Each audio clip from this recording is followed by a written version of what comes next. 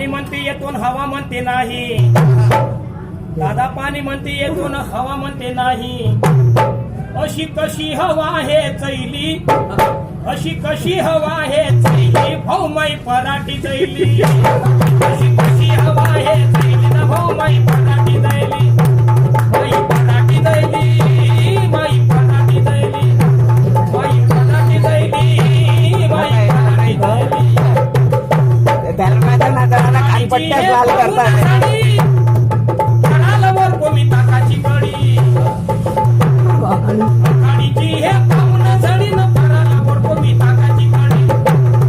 पाण्याची रंगता पाहून न्यारी, बाई शेला न टोपी हे मैली, बाई शेला न टोपी हे मैली न भाऊ माई पराठी दैली. अशी कशी हवा हे चैली न भाऊ माई पराठी दैली.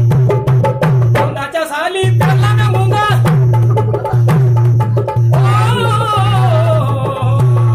कारण निसर्गाचं संतुलन माणसानं खराब केलं.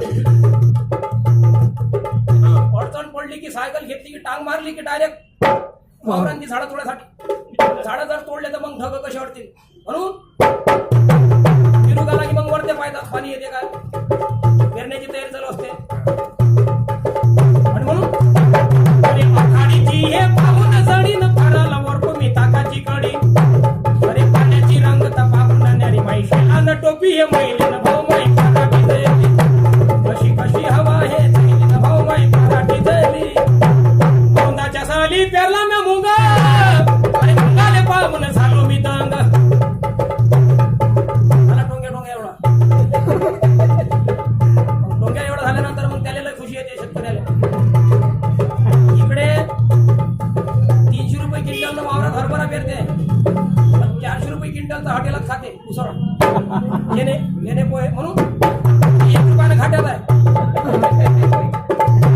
अरे मुंगाले पाहून झालो मी दंग. औंदाच्या वर्षी पीक पाहून, दादा औंदाच्या वर्षी पीक पाहून. झेंडू बाबाचा डोक्याले सोयली, झेंडू बाबाचा डोक्याले